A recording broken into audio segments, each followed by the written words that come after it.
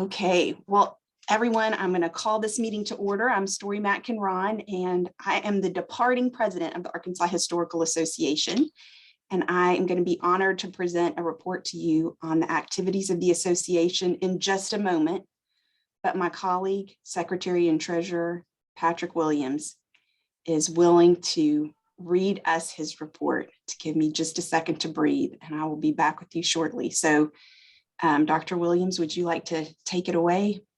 All right, good afternoon, everybody. I'm speaking to you from AHA's satellite offices in the Cayman Islands.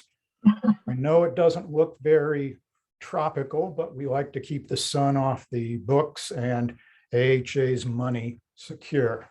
The vault is right over yonder, in which resides the AHA's endowment, valued as of December 31st, 2021 at $587,103.45. Over the course of fiscal year 2020-2021, the endowment grew by 27%, fully recovering from the early pandemic plunge and then some. None of this can be attributed to the skill or sagacity of the Secretary Treasurer. Instead, credit goes to the wise stewardship of the Arkansas Community Foundation and the keen eye of AHA's Finance Chair, John Beller. If you want to elect an old professor, Secretary Treasurer, it's always wise to have a banker looking over his shoulder, lest the old professor wake up one morning with the idea it'd be a great idea to invest our money in railroad stocks. The Little Rock and Fort Smith, that sounds like a good Arkansas company. And John can say, no, perhaps not.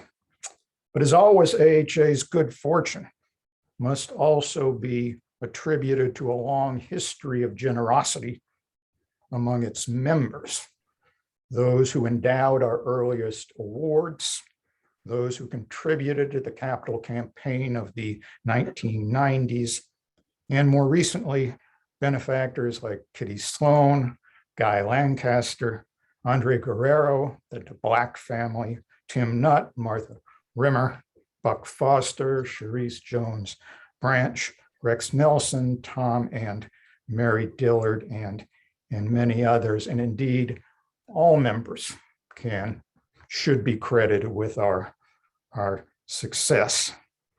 AHA's memberships stood at 1,038 as of March 31st, which is good for a state our size, but we should have more. Remember, as Mark Christ has always told us, at $20, AHA is the best deal in history. But what's remarkable is how many of our members don't take advantage of that deal, but instead join at a higher level, paying more than that greatest deal, to be life members, permanent members, sustaining, supporting, or contributing members, sponsors, benefits, or benefactors, or patrons. Over 1/3 of our current members have joined or renewed at those premium levels, so we're showing their commitment in a very concrete manner. Also supporting the AHA generously is the Arkansas Humanities Council and the National Endowment for the Humanities, who help fund our conference, Fulbright College of Arts and Sciences, and the Department of History at the U of A Fayetteville, which houses our offices and pays our staff. The Heritage Division of Arkansas Department of Parks, Heritage, and Tourists, which offers an annual subsidy to the quarterly, and also the Bridge Fund of the Arkansas Community Foundation, which sweetens both our Atkinson and Ragsdale Award. Well, having been Secretary Treasurer almost as long as Comrade Stalin was General Secretary, I have seen presidents come and go. But two we particularly hate to see go: are leaving AHA's leadership this year. Mark Christ is completing his term as past president. And I think most everyone knows Mark is one of the real champions of Arkansas history and also as an uncommonly decent fellow. Whenever, as secretary, treasurer, or editor, I made some unforgivable error, Mark's unflappable response was, "Don't worry about it. Nobody died." Now, nobody died as far as Mark knew, but then I probably didn't give him every detail of every error committed. And Story Matkin-Rawn is completing her presidency. This year, Story entered office like James K. Polk, committed to serving only a single term. And like James K. Polk, she has fulfilled every one of her campaign promises. The tariff has been lowered. The sub-treasury has been reestablished. AHA's claim on the Oregon Historical Society has been secured, and she fought for and won the California Historical Society. For us, thanks, Story. In this era when former presidents just won't go away, I hope these two both stick around. See you in 2024, Mark. Story. I hope. Finally, I'd like to note the passing of permanent member Gretchen Gerhardt last August. Gretchen was essential to the life of the AHA. Through the 1990s, she served the association as business manager, but also assistant editor of the Arkansas Historical Quarterly. In other words, she did what it now takes 3 people to do. And she never broke a sweat, at least I ever saw. Gretchen loved history, she loved music, she loved language. She was funny and graceful both. One last note, our favorite hillbilly, Dr. Jared Phillips, wanted everyone to know about an event that's taking place a week from tomorrow at 2 in the afternoon. It will be live on the U of A campus, U of A Fayetteville campus, but it'll also be live streamed as part of the commemoration of the 50th anniversary of the establishment of the Buffalo National River. Brooks Blevins will moderate a panel discussion that will consider not only the environmentalists who fought to preserve the Buffalo as a free-flowing river, and not only the economic development crowd who wanted to dam the river, but also consider the sometimes overlooked experience of the landowners along the Buffalo who resisted the loss of their property and livelihood. If you want more information on that or to sign up for the live stream, go to Digital Buffalo, that's all one word, digitalbuffalo.uark.edu. And that's my report. Thank you. Story.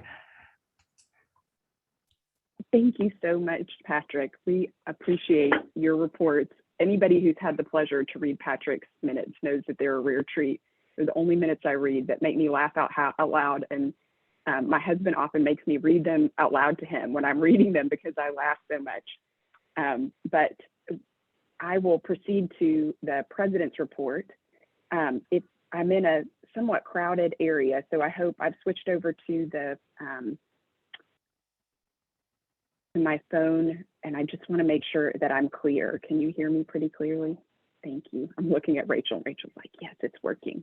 So it is a pleasure and a privilege to share with you the activities of the Arkansas Historical Association in 2021 after making the really difficult decision to cancel our 2020 conference amidst growing alarm over the spread of COVID-19. We were better prepared to navigate the challenges of holding a conference in 2021. But given the fresh uncertainties that continued to crop up during the pandemic's second year, the conference committee, with the support of the Board of Trustees, adopted a virtual format. The theme of that 80th annual AHA conference which was held virtually June 3rd through 5th, 2021, was Collective Memory in the Natural State, Commemoration, Preservation, and Reconciliation. Friends, we will be telling our grandchildren about attending that virtual conference during the pandemic someday. There was this electrifying, like Star Wars style montage with this pump up music every morning when we got on. We had museums and historical associations around the state that had created these short commercials that ran between sessions. We had hosts Kwame Abdul-Bey, Kelly Jones, and Rebecca Howard providing an entire day of introductions, and they would smoothly transition us from session to session and speaker to speaker. And the polish and organization of the conference really allowed for these excellent presentations and this amazing research and panel discussions to take center stage. So V. Wright and Associates of Pine Bluff provided invaluable production assistance, but medals of honor should go to the hardest working conference team west of the Mississippi. That, I'm saying is, a member are on the conference team this year too. Conference Chair Kelly Houston Jones, Program Chair Brian K. Mitchell, and Rachel Patton and Kathy Anderson, who started out on local arrangements. And lo and behold, they found themselves assigned to online production arrangements, which involved a weekly high intensity meeting that I think started in January and lasted all the way through June. So I really appreciate the work that went into that conference. And I think many of us walked away, and there is no other conference we attended online that was that polished and highly produced. So thank you guys. At that 2021 business meeting, which was also held online, members approved a slate of 6 nominees for the Board of Trustees. Chris Mortensen, Professor of History at Ouachita Baptist University, and Brian Robertson, Senior Archivist and Manager at the Butler Center for Arkansas Studies, were each elected to a second term. 4 additional nominees were elected to their first term on the board. Rodney Harris, Assistant Professor of History at Williams Baptist College, Stephanie Sims, Museum Director at the University of Arkansas at Pine Bluff, and Lisa Spear, Head of Special Collections at Ouachita Baptist University. Kathy Candy, a Survey Research Associate for the Arkansas Archaeological Survey, was also elected to her first full term after serving a 1-year interim term. 3 trustees completed their second terms and rolled off of the board. So we trust that they will stay active members of the association because we couldn't bear not to see them. We don't want them to go. And these are Carl Drexler of the Arkansas Archaeological Survey and Southern Arkansas University in Magnolia, Buck Foster, an artisanal master of fine spirits known as Moonshine, and in his spare time, a historian at the University of Central Arkansas, and Robert F. Thompson, an attorney and public servant in Paragould, who published a fine essay in the Arkansas Historical Quarterly when he was in college on the Southern Tenant Farmers Union. I remember the moment when I looked across the table and realized that's the guy who wrote the essay in college that was published in the Quarterly. So thank you, Carl, Buck, and Robert for giving your time and your talent to serve on the AHA board. In one last piece of 2021 business, the membership voted on a constitutional amendment presented by Publications Committee Chair Christopher Mortensen to abolish the Publications Committee. The Board of Trustees recommended and the membership approved that we no longer needed to oversee the publication of scholarly and educational material. That committee was created before the Arkansas University of Arkansas Press was founded, and the University of Arkansas Press has done a more than adequate job of publishing educational and historical materials about Arkansas. So that committee no longer exists, and Chris Mortensen took up duties on the Digital Information and Public Education Committee. Welcoming and enlightening annual conferences mark one way that the AHA has served its mission to promote the preservation, writing, publishing, teaching, and understanding of Arkansas history. Publication of the Arkansas Historical Quarterly, a gem among state and local history journals, is also key to serving our mission. We want to thank editor Patrick Williams, associate editors Michael Pierce and Jeannie Wayne, assistant editor Tabitha Orr, and an outstanding board of editors for producing the Quarterly. Unfortunately, the Quarterly has had quite the task of catching up from a pandemic era perfect storm of prolonged illness, supply chain shortages affecting paper, and postal deliveries delays as long as 7 weeks between Florida, where the quarterly is published, and our mailboxes in Conway, Russellville, Fort Smith, and elsewhere in the nation. As a result, subscribers received one 2020 issue in 2021, and you will soon receive a 2021 issue in 2022. But the content of those journals remains remarkable, with research on the birth of the Republican Party in Arkansas, the Van Winkle family in Northwest Arkansas, and many other admirable projects and incredible research topics. Very soon, you'll be receiving that 2021 issue, which commemorates the sesquicentennial of the University of Arkansas at Fayetteville. We know that building and maintaining a broad and diverse membership is important to serving our mission. At the close of 2021, the Arkansas Historical Association claimed 1,018 members. Our most recent report shows 1,038 members, numbers almost identical to 2020, just one person different. Thanks to the diligent work of the membership committee, Rachel Patton, Chair, Kathy Anderson, and Rodney Harris, the AHA is in the middle of adopting software that will help us streamline the process of renewal and allow members to receive reminders to renew and to renew more easily online. With more libraries, museums, and archives opening to the public, we plan to update our brochure and make it available wherever history lovers tend to gather. But please drop us a note if you have a suggestion for a great spot where we should share brochures. And as always, you, our active members who are here at the business meeting, you are our best advertisement. So please talk about the association, tell people what you get out of belonging, bring them to a conference with you, share the quarterly with them. And again, to reference Mark Christ and also Patrick Williams, the AHA membership makes an amazing gift that can never be held up by delays in the supply chain and makes an ideal last minute birthday or holiday gift. We want to thank the Public Committee on Public Information. Kelly Houston Jones is still editing our wonderful AHA newsletter, The Ruffian. Mark Christ presides over an incredibly and always enlarging and active Facebook community of over 4,500 members. And Chris Mortensen, one of the very active members of the Public Information Committee, has worked with Janine Perry to feature some of our authors in the quarterly on the Facebook page, on Twitter, and on Instagram. The AHA finances remain sound. You just heard from Patrick Williams about that, so I won't go too deeply into it, but the growth of our endowment almost perfectly matched the growth of the stock market overall. And we appreciate the work of Arkansas Community Foundation in managing those funds for us. The awards that were presented in 2021 can be found, a complete list can be found in the spring issue of the 2021 Arkansas Historical Quarterly. So I commend that issue to you if you want to read about the wonderful scholars and researchers who received awards in 2021. I'll conclude by saying that state history is in truth a very odd bird.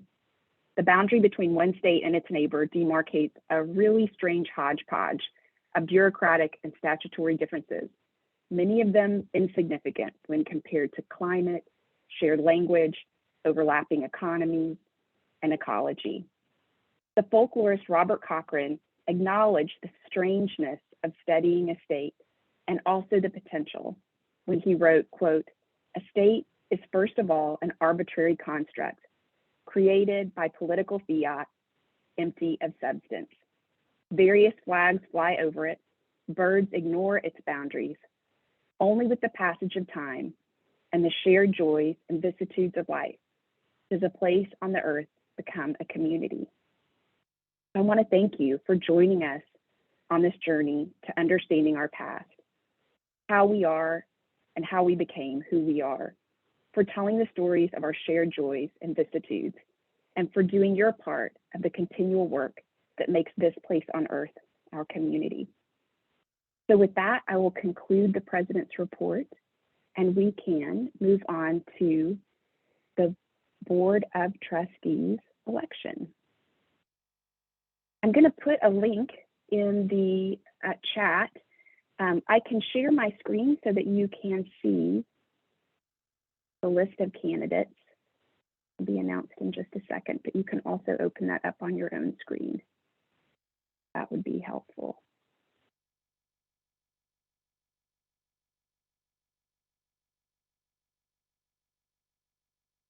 So Blake Perkins, as soon as I have this up, take it away.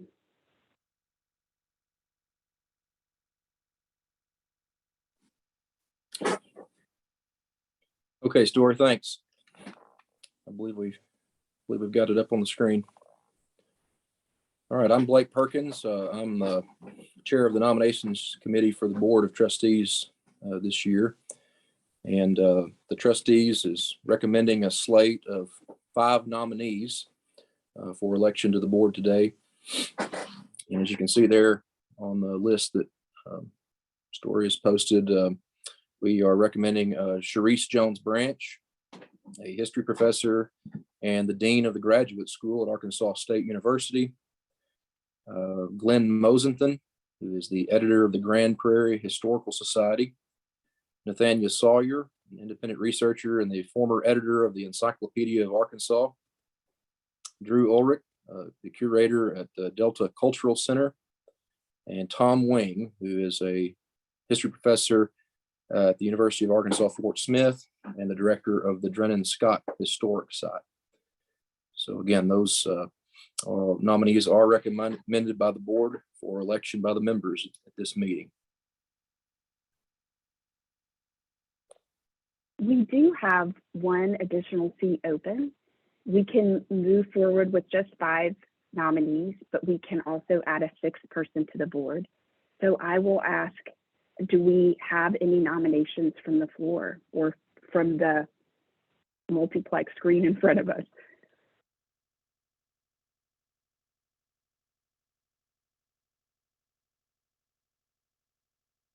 Hearing and seeing no indication of a nomination from the floor,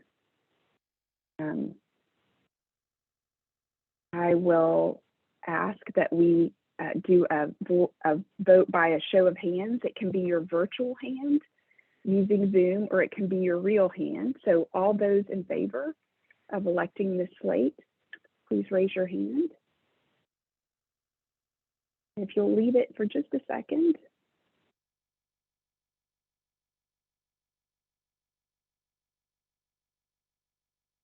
Okay, a clear majority has it. Do I need to count how many, or are we good, Patrick? We're good. We're good. Okay, and I will move on to share our slate of nominees for the officers.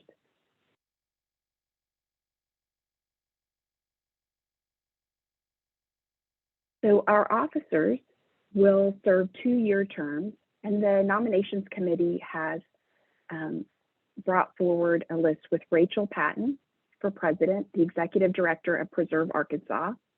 For vice president, J. Blake Perkins, who's professor and departmental chair at Williams Baptist University. For vice president, and Patrick Williams, editor of the Arkansas Historical Quarterly and professor at the University of Arkansas Fayetteville, for secretary treasurer. So I will ask all those in favor of electing these officers, if I can see a show of hands.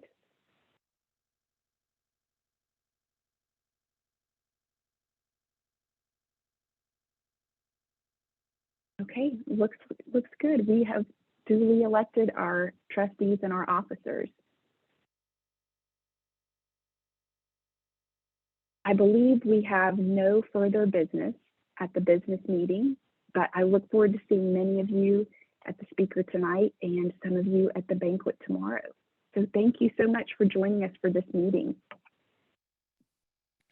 Thank you for hosting us, Story.